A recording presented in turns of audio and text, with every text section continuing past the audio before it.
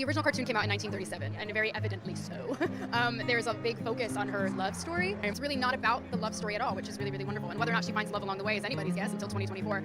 It's no longer 1937, and we absolutely wrote a Snow White that she's not going to be saved by the prince. She's not going to be saved by the prince, and she's not going to be dreaming about true love. She's dreaming about becoming the leader she knows she can be. Reality is that the cartoon was made 85 years ago, and therefore it's extremely dated when it comes to the ideas of women being in roles of power.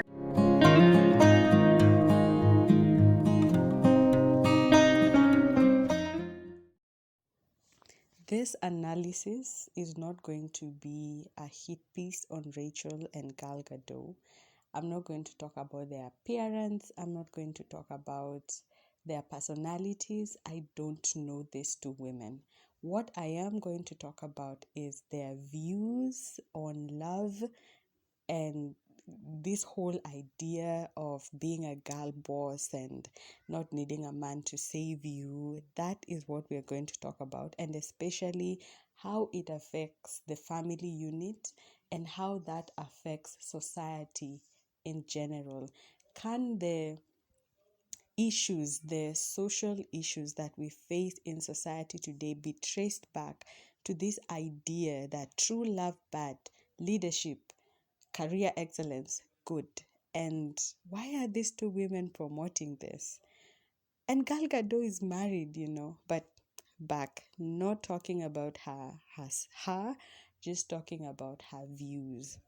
So, as we have heard from the interviews, the first thing that Rachel said was that, and she said this in two interviews, like, this movie was made 80 years ago, or this movie was made back in 1937, and evidently so, and it shows. I feel like there is this moral high ground that she's standing on. Like, people in 2023, we are morally better, and we are just better in our understanding of the world than people back in 1937. And in many ways, yes, we have grown and evolved in our values and in virtues. However, it is not in every sphere. You cannot just say that old bad, new good. So 1937 was a time when it was the family values era. It was the time when marriage was at the forefront, not just for women, for men as well. A man was considered successful if he was married and had a happy home. Same to women. So the agenda of the family was not sexism. The agenda of the family being the most important unit of society was an expectation that was both on the man and on the woman. And yes, women were the ones who typically had the responsibility of taking care of the family through household duties, and men were typically caring for the household financially. And yes, that came with a lot of social strain, with abuse and women not having an option to leave and all that. However, it was not all bad. Family values are not wrong. That was that era. And we cannot say that in 2023, the system that we have, the societal systems that we have are so much better than what they had 80 years ago. So that is the first thing that Rachel said, and I was just like, no, no, no, no. And then the second thing that she says, going back to her attack on family values, is that Snow White will not be dreaming about true love. And later on, Gal harps on that and she says she's not going to be saved by the prince. She's the proactive one. And there are two ideas here, but let's stick with the one about she's not dreaming about true love. In 1937, that was the family values era, and yes, almost all the movies for little girls and even for little boys, look at superhero movies and comics, they all have that component of the protagonist having true love. It is not a sexist idea. It is the family values era. That is why you have this idea of true love being pushed on children and on the media and things like that, simply because it is a very important component for a happy family. The idea is that two people fall in love, they have this true love, and they live happily ever after, raising children, running a kingdom together. And when it's about a man, for example, is it King Arthur? He has a love interest. Every movie of the past, and I guess even in this era, whether the protagonist is a man or a woman, they have a love interest with this idea that at some point they get married and have kids and they live happily ever after. It is not sexism, it is just family values. And then this other thing that she says is that Snow White is dreaming about becoming the leader she cannot be. She's not dreaming about true love. This is funny because these are the same people who will probably say women can have it all, but then will turn around and say that women are not thinking or dreaming or just sitting and waiting for true love, but they are thinking and dreaming and waiting about for the careers of their dreams and for all these things. And listen, it is not fair that we hold this standard for women. Like, if success means leadership, success means career success, no, come on. It is okay, it is totally fine to be the woman who is waiting for true love, who is thinking about, I want to be a mother someday, I want to be a wife someday, and actually preparing yourself for those roles. It is stupid, in fact, to spend all your life as a young woman preparing for your career and not spend a considerable amount of that time preparing for your family, because you are replaceable at work, but at home you are the most important person to your kids, to your husband. And it is okay to want love, but to get the kind of love that is not toxic and immature and just abusive and all that sort of thing, you have to prepare yourself. You have to work on yourself on the inside. You have to develop a strong relationship with God if you're religious. Like, you have to be the sort of person who has the capacity to take care of yourself and to love another individual without it being a toxic situation. So I think this idea that women should just be dreaming about careers and not dreaming about true love is nonsense. Like, yes, if that is the route you want to take, fine. But if you love, that's okay. And for you to be successful at love, you need to put in a lot of work at the back end before you even meet the person. And it shouldn't be like an accident. Like, you need to have taken care of a lot of inner issues, a lot of mindsets, and you just need to be ready for love. And it is better to prepare your young girls to be good partners, to be good wives, to be good mothers, and same for young men and young boys, to prepare them to be good fathers and good husbands, because the vast majority of the population has that desire for love, has that desire for family, and it is not a bad thing. It is the basic unit of society. It is how, as a species, we reproduce and how we keep on going, And so this idea that a woman needs to pick, and a woman cannot aspire for love is insane. And I know there are women and girls who do not aspire for that sort of thing. It is fine, but the vast majority of us do, and there is no need of pretending like we don't. It is better we come to terms with it and prepare for it. Another thing is just that there are enough movies about the girl boss, and Snow White is not that movie. Snow White is the movie about the girl who is in the forest.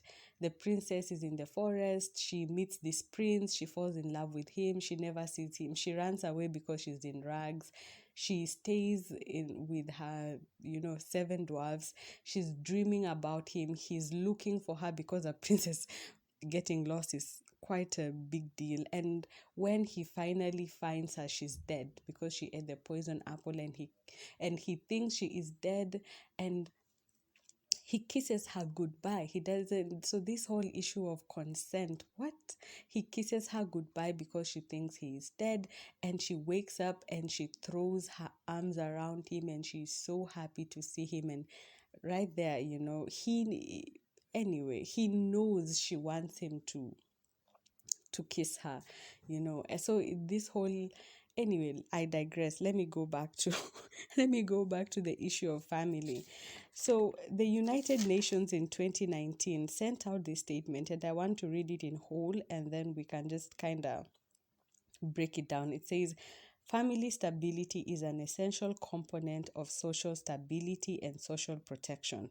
In developing countries, the family is the only form of social protection. In the developed countries, the breakdown of the family is causing new and unforeseen challenges to social protection. Even in the context of peace and security, the topic of family stability is an important factor to be kept in mind. So, basically, the way that social protection works is that the most vulnerable in community need to be taken care of.